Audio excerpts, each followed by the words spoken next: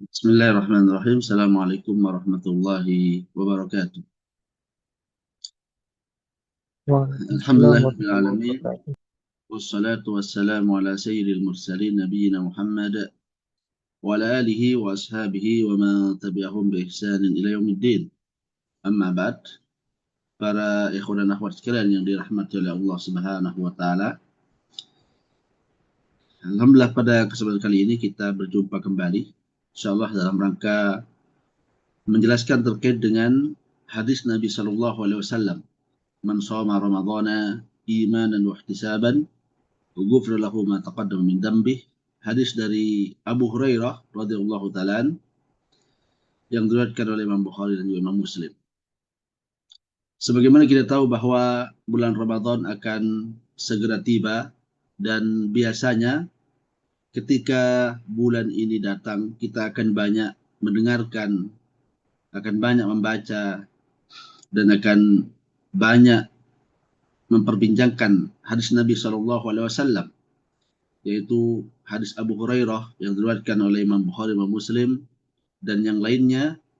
Man shoma ramadhana imanan wa ihtisaban ghufira lahu ma taqaddama min dhanbih. Barang siapa yang berpuasa di bulan Ramadan dengan penuh keimanan dan dengan ihtisab, ya, dengan penuh keimanan dan ihtisab, maka akan diampuni dari dosa-dosanya yang telah lalu. Ikhwan dan akhwat yang dirahmati oleh Allah Subhanahu wa taala, hadis ini sering kita dengarkan. Namun sedikit kita mentadaburi dan juga memikirkan makna yang terkandung dalam hadis ini.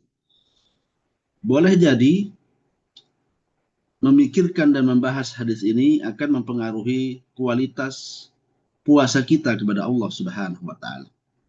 Banyak dari kita yang berpuasa hanya dikarenakan ikut tren masyarakat kaum muslimin, karena di bulan Ramadan semuanya ikut berpuasa. Atau berpuasa hanya takut dia atau khawatir karena dicela, dihina oleh orang-orang di sekitarnya. Berpuasa hanya karena ikut-ikutan dan lain sebagainya. Tentu ini semua merupakan hal-hal yang dapat mengurangi kualitas puasa kita kepada Allah Subhanahu wa taala. Hadis yang kita baca ini, yang sering kita dengarkan, bahkan kita hafalkan, bahkan sering kita diskusikan, mungkin merupakan fondasi syar'i yang dijelaskan oleh Nabi kita Muhammad SAW terkait dengan puasa di bulan Ramadan, serta landasan dan dasar serta niat yang harus kita pasang ketika melakukan ibadah itu. Kita akan jelaskan bahwa hadis ini menjelaskan kepada kita bahwa bulan Ramadan merupakan madrasah, merupakan institut yang mendidik dan menanamkan kita untuk ikhlas kepada Allah Subhanahu wa taala. Karena hadis yang kita baca ini merupakan dasar, merupakan dalil yang jelas bahwa berpuasa bukan cuma sekedar ikut-ikutan, bukan cuma sekedar mengerjakan rukun Islam, bukan cuma sekedar tren yang terjadi di bulan Ramadan, tetapi harus didasarkan pada dua pilar yang disebutkan dalam hadis Nabi tersebut, yaitu man shoma ramadhana imanan wa ihtisaban. Ya, imanan wa ihtisaban, ini akan kita jelaskan maknanya nanti insyaallah. Baru kemudian setelah itu akan kita dapatkan pahala yang disebutkan dalam hadis ini. Ghufira lahu ma taqaddama min dhanbih. Akan diampuni dari dosa-dosa yang telah lalu. Dalam riwayat yang lain, bukan dari Bukhari dan Muslim, ghufira lahu ma taqaddama min dhanbihi wa ma ta'akhkhar. Ya, akan diampuni dari dosa-dosanya yang telah lalu dan dosa-dosanya yang akan datang. Kata Nabi SAW, namun lafaz yang sahih, yang benar, disebutkan oleh Imam Bukhari, Imam Muslim adalah ma taqaddama min dhanbih, yaitu dari dosa-dosa yang telah lalu. Ikhwan dan akhwat kaum muslimin yang dirahmati oleh Allah Subhanahu wa taala. Hadis ini dimulai dengan man shoma ramadhana. Barang siapa yang berpuasa di bulan Ramadan, dan kita tahu terkait dengan substansi ibadah puasa. bahwa dia adalah menahan lapar dan dahaga dari perkara-perkara yang dapat membatalkannya dari jima dan lain sebagainya sejak terbit fajar ya, sampai terbenamnya matahari. Ini adalah puasa secara normatif, secara formal saja. Ya, kendati tentu ada hal-hal yang lain yang diharapkan dari puasa ini yang apabila kita kerjakan hal-hal tersebut akan menambah kualitas, menambah pahala dari ibadah puasa tersebut. Di antaranya adalah menjauhi maksiat ketika berpuasa, menjaga lisan kita ketika berpuasa, menjaga pandangan kita ketika berpuasa. Logikanya, jikalau perkara-perkara yang mubah, yang diperbolehkan pada hari-hari biasa untuk dilakukan berupa makan, minum, kemudian hubungan dengan suami dan istri, itu dilarang di bulan Ramadan, maka perbuatan berupa maksiat kepada Allah, berupa ghibah, dusta, memandang yang diharamkan oleh Allah Subhanahu wa taala tentu lebih haram. Oleh karena itu, secara logika, perbuatan-perbuatan ini juga harus dijauhi dan dihindari sejauh-jauhnya ketika datang bulan Ramadan. Inilah yang akan menambah kualitas puasa kita, menambah pahala kita di hadapan Allah Subhanahu wa taala. Jadi bukan cuma sekedar menghindari dan menjauhi perbuatan yang dapat membatalkan puasa berupa makan dan minum, tetapi juga meninggalkan hal-hal yang dapat mengurangi pahala puasa. Bahkan membatalkan pahala puasa berupa maksiat kepada Allah Subhanahu wa taala. Kemudian yang perlu kita bahas adalah sabda Nabi kita Muhammad SAW, imanan wahtisaban. Ini adalah dua dasar dan landasan yang disebutkan oleh Nabi kita Muhammad SAW. Imanan maksudnya puasa yang kita lakukan kepada Allah Subhanahu wa taala berangkat dari keimanan.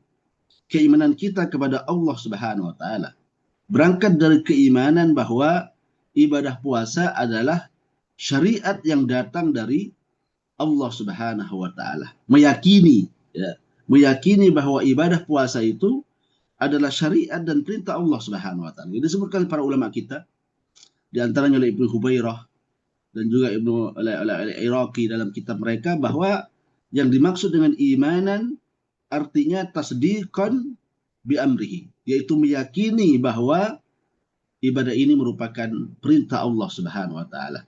Aliman biwujubihi. Kita berpuasa dalam keadaan tahu bahwa ibadah ini adalah kewajiban kita. Bahkan salah satu di antara rukun Islam yang harus kita lakukan kepada Allah Subhanahu wa taala. Jadi inilah yang harus kita lakukan menjelang datangnya bulan Ramadan. Ya, bukan cuma sekedar kita memperbesar anggaran belanja kita di bulan Ramadan, kemudian menyiapkan menu-menu yang akan kita makan di bulan Ramadan, bukan. Tapi persiapan iman dan ketakwaan kita kepada Allah Subhanahu wa taala ketika menyambut datangnya bulan Ramadan. Dengan ini seakan-akan kita akan mengagungkan bulan Ramadan ini dengan hati kita, dengan pengagungan, penghormatan, ya. Ketika kita tahu bahwa bulan Ramadan atau puasa di bulan Ramadan adalah syariat dari Allah Subhanahu wa taala. Kita iman itu datang dari Allah Subhanahu wa taala. Kita mengetahui bahwa itu adalah kewajiban dari Allah Subhanahu wa taala, maka ada pengagungan dalam hati kita terhadap puasa Ramadan ini. Ini yang harus kita perbesar, perkuat menjelang datangnya bulan Ramadan. Ya, bukan kita perbanyak hal-hal yang berkaitan dengan duniawi, ya. Masakan-masakan misalnya, ataupun hal-hal yang lain. Tetapi yang kita persiapkan adalah persiapan hati ini.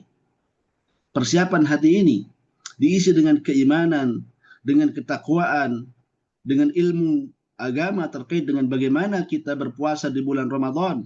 Karena ini syariat Allah Subhanahu wa taala. Kita berpuasa bukan cuma sekedar ingin ikut tren saja. Kita berpuasa bukan cuma sekedar ingin ikut orang tua kita saja, bukan. Tapi ini adalah ibadah yang datang dari Allah Subhanahu wa taala. Kita berjumpa dengan bulan Ramadan, ya, berkali-kali.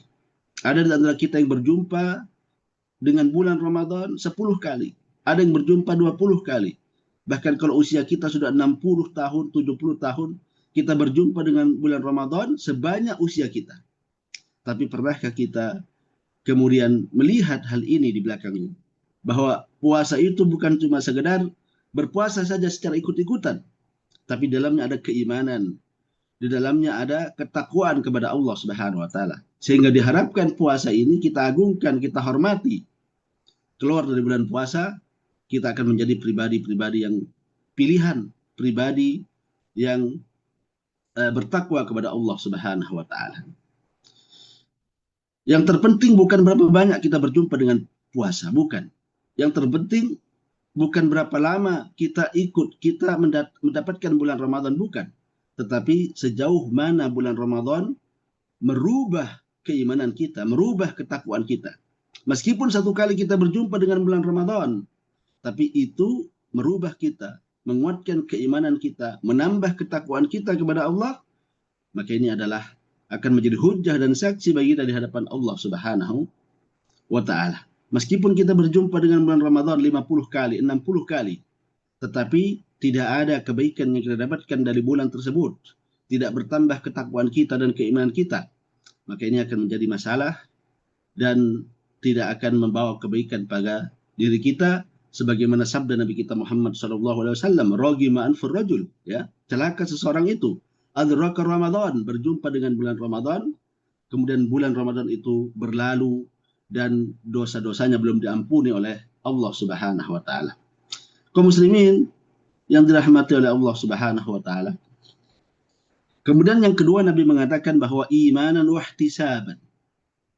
Ihtisab, kata para ulama kita, adalah talaban limardatillah, yaitu untuk mencari dan menuntut keridhaan dari Allah Subhanahu wa taala. Ya, dalam ucapan yang lain, ibtigha'a jazila thawab, yaitu untuk mencari pahala yang besar dari Allah Subhanahu wa taala. Ini adalah substansi dari keikhlasan kepada Allah Subhanahu wa taala. Substansi dari ikhlas kepada Allah Subhanahu wa taala adalah menginginkan pahala, keridhaan, dan juga menginginkan rahmat dari Allah Subhanahu wa taala. Jadi berpuasa bukan ingin disebut sebagai shaim, orang yang suka berpuasa, atau shawwam. Berpuasa bukan ingin mencari kedudukan dan jabatan. Berpuasa bukan untuk menurunkan berat badan.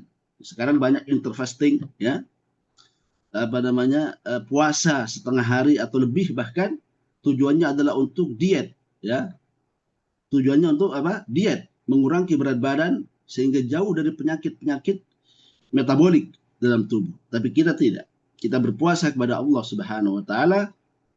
Yang pertama didasarkan atas keimanan kepada Allah Subhanahu wa taala, dan yang kedua didasarkan atas keikhlasan kepada Allah Subhanahu wa taala. Apa itu ikhlas? Para ulama kita mengatakan bahwa talaban limardatillah, yaitu untuk mendapatkan keridhaan Allah Subhanahu wa taala. Diperhatikan oleh Allah Subhanahu wa taala, mendapatkan pahala yang besar dari Allah Subhanahu wa taala, sebagaimana yang disebutkan oleh para ulama kita terkait dengan masalah ini. Maka ada dua pilar yang perlu kita wujudkan ketika kita berpuasa kepada Allah Subhanahu wa taala. Yang pertama adalah puasa itu berdasarkan keimanan, berangkat dari keimanan kita kepada Allah Subhanahu wa taala, berangkat dari pengetahuan kita bahwa puasa itu adalah kewajiban kita, bahkan rukun Islam, berangkat bahwa ini adalah perintah dari Allah Subhanahu wa taala. Bukan untuk ikut-ikutan, ya. Bukan untuk bukan untuk ikut tren atau hal-hal yang sejenisnya. Kemudian pilar yang kedua adalah ikhlas kepada Allah Subhanahu wa taala, yaitu talaban limardatillah, yaitu hendaknya kita berpuasa untuk menuntut dan mencari keridhaan Allah Subhanahu wa taala, mendapatkan pahala dari Allah Subhanahu wa taala, mendapatkan keutamaan dari bulan Ramadan, keutamaan dari berpuasa kepada Allah Subhanahu wa taala. Ini semua adalah substansi dari keikhlasan kepada Allah Subhanahu wa taala ketika kita berpuasa. Bagaimana caranya kita ikhlas, Ustaz, agar kemudian kita ikhlas kepada Allah Subhanahu wa taala dalam berpuasa? atau dalam ibadah-ibadah yang lain. Salah satunya adalah memperkuat tauhid kita kepada Allah Subhanahu wa taala. Ya, memperkuat tauhid kita, memperkuat keimanan kita kepada Allah Subhanahu wa taala. Yaitu kita selalu menanamkan bahwa yang memiliki pahala adalah Allah. Yang memberikan pahala adalah Allah. Yang memberikan dosa adalah Allah. Ya, yang memiliki surga dan neraka adalah Allah Subhanahu wa taala. Senantiasa ini kita tanamkan dan kita rekam dalam diri kita. Jikalau ini sudah tertanam dengan kuat, maka akan timbul. Jikalau itu semua kita yakini, lalu untuk apa? Ya, kita beramal dan beribadah untuk manusia. Manusia tidak bisa memberikan apa-apa sedikit pun. Yang memberikan pahala adalah Allah. Memberikan dosa adalah Allah. Surga dan neraka semua datang dari Allah Subhanahu wa taala. Maka atas dasar ini seharusnya atau konsekuensi dari keimanan ini seharusnya kita tidak beribadah kecuali kepada Allah Subhanahu wa taala, karena yang memiliki itu semua adalah Allah Subhanahu wa taala. Dan juga senantiasa kita tanamkan dalam hati kita bahwa rizki kita datang dari Allah Subhanahu wa taala. Rizki kita, hidup kita dari Allah, mati kita juga datang dari Allah Subhanahu wa taala. Yang memberikan manfaat semuanya, ya. Kehidupan duniawi kita, jabatan kita, semua datang dari Allah Subhanahu wa taala. Maka ketika tertanam tauhid ini, keimanan ini, itu akan berkonsekuensi pada bahwa tidak layak manusia mendapatkan ibadah kita. Tidak layak manusia mendapatkan penghormatan dan pengakuan dari kita dari sisi ibadah ini. Yang berhak itu semua adalah Allah Subhanahu wa taala. Maka perkuat tauhid kita, perkuat keimanan dan akidah kita terkait dengan masalah ini. Banyak-banyak bertafakkur terkait dengan kenikmatan yang Allah berikan kepada kita. Ya. Apa saja kenikmatan yang Allah berikan kepada kita, maka ikat dengan Allah Subhanahu wa taala. Itu datang dari Allah Subhanahu wa taala. Ini akan memotivasi kita dan akan membangun hati yang kuat bahwa kehidupan kita datang dari Allah, mati kita datang dari Allah, kemudian rizki kita datang dari Allah, maka sesungguhnya inna salati wa nusuki wa mahyaya wa mamati lillahi rabbil alamin. Selama itu semua datang dari Allah Subhanahu wa taala, maka salatku, ibadahku, puasaku, jihadku, hajiku, semuanya lillahi rabbil alamin, hanya untuk Allah Subhanahu wa taala. Maka ini dari sisi apa? Ini dari sisi faktor-faktor yang dapat menguatkan keikhlasan kita kepada Allah Subhanahu wa taala. Hal yang kedua tentu melatih hati kita. Ya, tidak bisa dipungkiri bahwa dalam hati kita ada nafsu yang dapat membelokkan niat kita, membelokkan keikhlasan kita kepada Allah Subhanahu wa taala. Maka perlu untuk diredam, perlu untuk dididik, perlu untuk ditarbiyah, perlu untuk dibina nafsu itu, agar kemudian kita bisa mereduksi, bisa melemahkan syahwat itu dan menjadikan hati kita lurus kepada Allah Subhanahu wa taala. Menjadikan ikhlas ini hanya milik Allah Subhanahu wa taala. Jadi perlu dilatih. Satu kali gagal, dua kali gagal, tiga kali gagal. Bahkan mungkin berkali-kali gagal untuk ikhlas, tetapi jangan berputus asa. Ya, jangan berputus asa.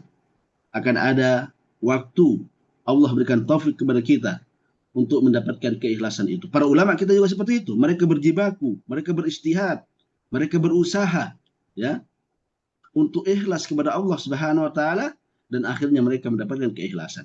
Bahkan para ulama kita, sebagian para ulama kita, ulama besar, ya, mereka mengeluh terkait dengan buruknya niat.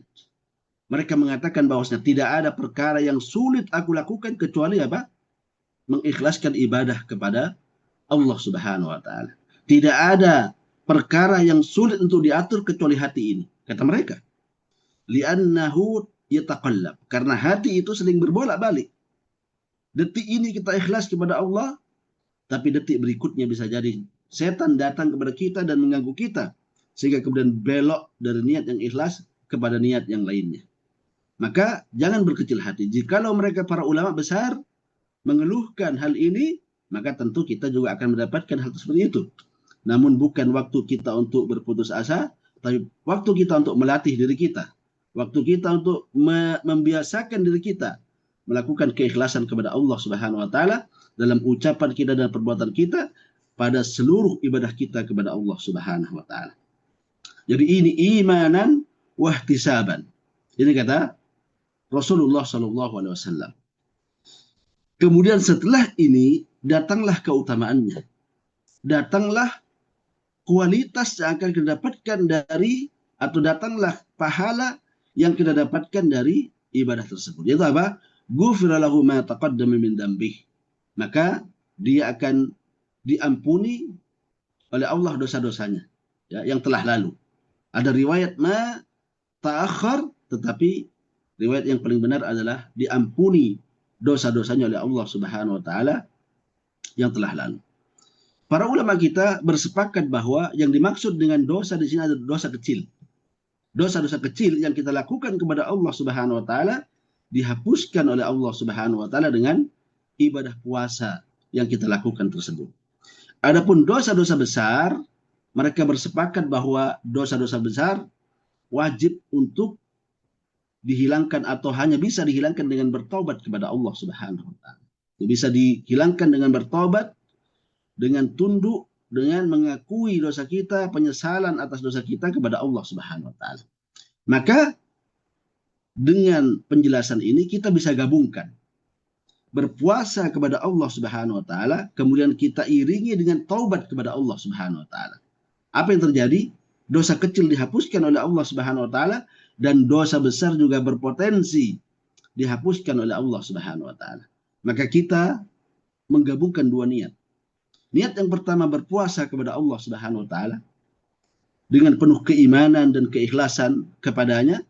Niat yang kedua adalah bertaubat kepada Allah Subhanahu wa taala ketika bulan Ramadan datang, bahkan sebelumnya. Ya, sebelum bulan Ramadan datang sudah bertaubat kepada Allah Subhanahu wa taala. Maka dengan ini kita menggabungkan dua amalan. Amalan puasa di bulan Ramadan, dan yang kedua amalan yang lebih besar lagi mungkin, yaitu apa? Bertobat dari seluruh dosa-dosa kita kepada Allah Subhanahu wa taala. Maka dengan ini, dengan izin Allah Subhanahu wa taala, semua dosa kita yang kecil dan yang besar akan luruh, akan dihapuskan oleh Allah Subhanahu wa taala dan digantikan dengan kebaikan-kebaikan yang luar biasa oleh Allah Subhanahu wa taala. Maka ini adalah solusinya. Maka jangan berkecil hati ketika puasa di bulan Ramadan hanya menghapuskan dosa-dosa kecil saja. Karena bisa jadi kita menggabungkan antara dua amalan di dalamnya, sehingga kemudian kita mendapatkan kebaikan yang besar, yaitu dihapuskannya dosa-dosa kecil dan dosa-dosa yang besar. Dan juga para ulama kita menjelaskan bahwa apabila dosa-dosa kecil sudah hilang, sudah habis, ya, tidak ada dosa-dosa kecil kita, maka dan yang tersisa adalah dosa-dosa besar, maka ada potensi puasa di bulan Ramadan menghapuskan, menghilangkan sedikit demi sedikit dosa-dosa besar. Tergantung dari kualitas dari puasa yang kita lakukan itu. Karena terkadang kita berpuasa hanya mampu menggugurkan dosa-dosa kecil, tetapi bisa jadi kalau puasa kita berkualitas, puasa kita top, ya, mumtaz, bisa jadi dia juga akan menggugurkan dosa-dosa besar yang pernah kita lakukan kepada Allah Subhanahu wa taala. Ini adalah penjelasan terkait dengan hadis ini. Dan ingin saya katakan bahwa bulan Ramadan adalah momentum kita untuk mengasah keikhlasan kepada Allah Subhanahu wa taala, untuk menguatkan keimanan kita kepada Allah Subhanahu wa taala. Kita lihat bahwa hampir semua amalan di bulan Ramadan diiringi dengan imanan wahtisaban.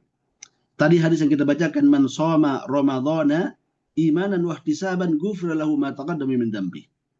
Kemudian yang kedua, man qama ramadhana imanan wahtisaban ghufira lahu ma taqaddama min dzambi. Ya, barang siapa yang melakukan salat di bulan Ramadan, yaitu salat tarawih, dengan penuh keimanan dan penuh keikhlasan, maka akan diampuni dosa-dosa yang telah lalu.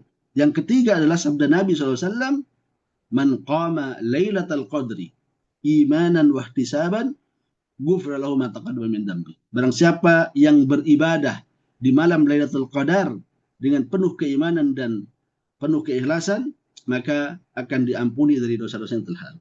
3 ibadah di bulan Ramadan semuanya dipersyaratkan penuh keimanan dan penuh keikhlasan. Menunjukkan kepada kita bahwa bulan Ramadan adalah momentum bagi kita untuk mengasah hati kita, untuk memperkuat keimanan kita kepada Allah Subhanahu wa taala, dan untuk mempertajam keikhlasan, ya, keikhlasan kita tatkala beribadah kepada Allah Subhanahu wa taala. Harapannya bukan hanya puasa di bulan Ramadan kita ikhlas, tetapi seluruh ibadah kita laksanakan dengan penuh keikhlasan kepada Allah Subhanahu wa taala.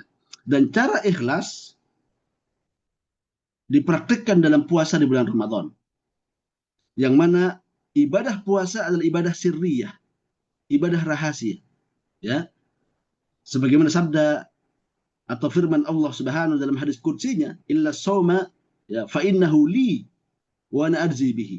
Semua amalan anak Adam dilipat gandakan 10 kali lipat sampai 700 kali lipat. Illa shaum, kecuali puasa. Fa innahu li wa ana ajzi bihi. Puasa milikku dan aku yang akan memberikan pahala. Artinya pahala ibadah puasa tanpa batas. Para ulama kita mengatakan bahwa ibadah puasa bisa jadi lebih dari 700 kali lipat pahalanya dari Allah Subhanahu wa taala.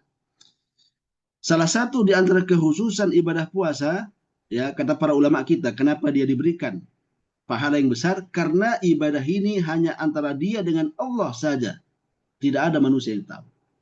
Ibadah puasa adalah ibadah rahasia. Kalau kita tidak menjelaskan bahwa kita berpuasa, kemungkinan besar tidak ada orang yang tahu bahwa kita sedang berpuasa. Maka perlakukan semua ibadah seperti itu. Ketika Anda beribadah, ketika kita semua beribadah, rahasiakan ibadah itu. Kecuali ibadah-ibadah yang memang harus dinampakkan. Seperti membayar zakat, memang harus dinampakkan. Sholat berjamaah harus dinampakkan. Ya. Tapi ibadah-ibadah yang lain diupayakan sedikit mata yang memandang dan sedikit telinga yang mendengarkan ibadah tersebut. Beribadahlah secara sembunyi-sembunyi. Karena sejatinya yang menjadikan riya itu datang kepada kita, sum'ah itu datang kepada kita, karena ibadah kita direkam, dilihat, disebarkan kepada orang lain. Maka jadikan ibadah kita seperti ibadah puasa. Ibadah yang diam, ibadah yang rahasia. Tidak ada orang yang tahu. Makanya para ulama kita mengatakan dari kalangan sahabat, ya, barang siapa yang ingin memiliki ibadah rahasia, al-khabi'ah dalam bahasa Arabnya, rahasia, falyaf'al, maka hendaknya dia melakukan hal itu. Al-khabi'ah itu adalah amalan tidak ada orang yang tahu kecuali dia dengan Allah Subhanahu wa taala saja. Maka hiasi amalan kita dengan keikhlasan kepada Allah Subhanahu wa taala, kemudian lakukan amalan itu secara rahasia dan sembunyi-sembunyi, kecuali amalan yang perlu untuk kita tampakkan dan butuh untuk kita tampakkan. Insya Allah dengan itu semua Allah akan berikan taufik kepada kita untuk ikhlas kepada Allah Subhanahu wa taala dalam ibadah-ibadah kita. Wallahu taala alam. Ini yang bisa kita sampaikan pada kesempatan kali ini. Semoga bisa memberikan manfaat kepada kita dan kepada para ikhwah dan akhwat semuanya. Wassallallahu ala nabiyil Mustafa wa ala alihi wa sahbihi wasallam wa akhiru da'wana alhamdulillahi rabbil alamin. Baik, ada pertanyaan. Dulu sewaktu belum belajar agama, kami berpuasa karena takut dosa. Jika tidak puasa, Ustaz, belum terpikir untuk dapat ridha Allah Subhanahu, karena belum belajar mengenal Allah Subhanahu. Apakah ini termasuk yang termasuk ikhlas? Ini termasuk juga, dan ini disebutkan oleh sebagian para ulama kita. Wal khauf wa khaifan min adzabillah. Disebutkan dalam sebagian buku, ya. Kalau saya tidak salah disebutkan oleh Al-Iraqi dalam kitabnya atau Ibnu Hubairah, antara dua itu. Di antara makna dari ikhlas itu adalah khaifan atau khaufan min adzabihi, yaitu takut dari azab Allah Subhanahu wa taala. Maka ini masuk dalam keikhlasan kepada Allah Subhanahu wa taala. Kemudian yang kedua, apakah dosa kecil yang dihapuskan, yang dimaksudkan dosa sejak akil balik atau dosa kecil setahun yang lalu? Dosa kecil yang kita miliki, baik itu sejak kita balik ataupun sejak selama dosa itu ada. Ya, selama dosa itu ada. Bisa jadi itu adalah dosa sejak kita akil balik.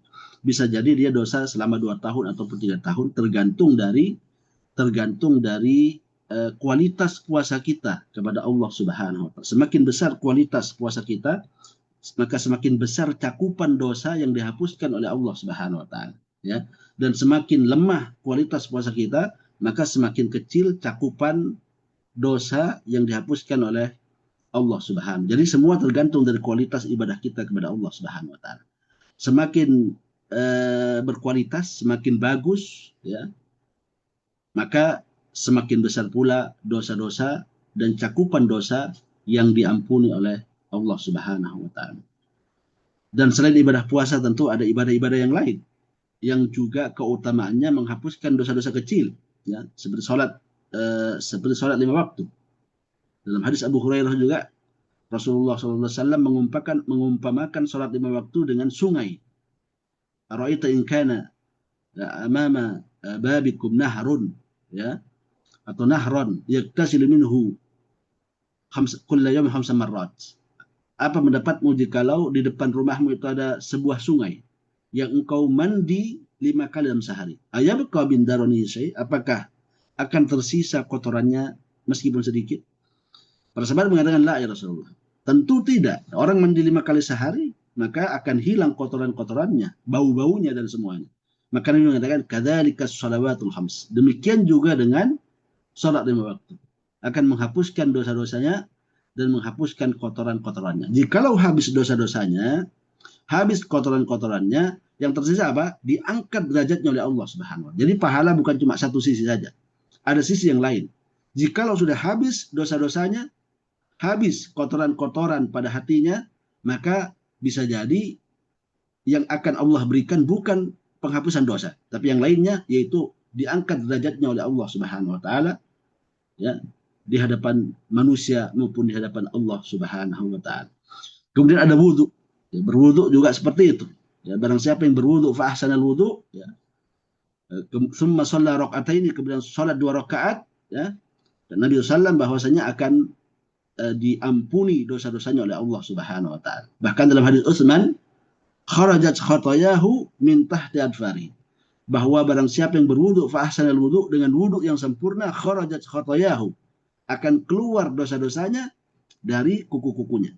Maka semua ibadah yang kita lakukan sehari-hari, salah satu di antara keutamaannya adalah dapat menggugurkan dan menghilangkan dosa-dosa kepada Allah Subhanahu wa taala.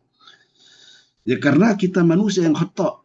Ya, manusia adalah makhluk yang berpotensi, bahkan sangat berpotensi untuk jatuh ke dalam dosa. Dosa lisan, dosa pandangan, ya, dosa dalam bermuamalah dan lain sebagainya. Maka Allah berikan solusi yang banyak agar kemudian ketika kita hidup bisa dihapuskan dosa-dosa itu dan wafat kita tanpa dosa, insya Allah tanpa dosa, wafat dan menghadap Allah Subhanahu wa taala tanpa dosa. Baik.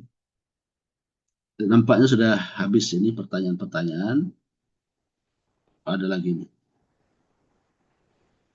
Baik, afwan Ustadz, izin bertanya, yang mana yang lebih utama didahulukan, puasa qadha atau Syawal? Terkait batasan waktu imsak. Yang pertama didahulukan puasa qadha karena dia hukumnya wajib, ya, yang wajib lebih didahulukan daripada yang sunnah. Itu yang lebih bagus. Seandainya diakhirkan tidak ada masalah, tapi pertanyaan mana yang lebih afdal, lebih utama.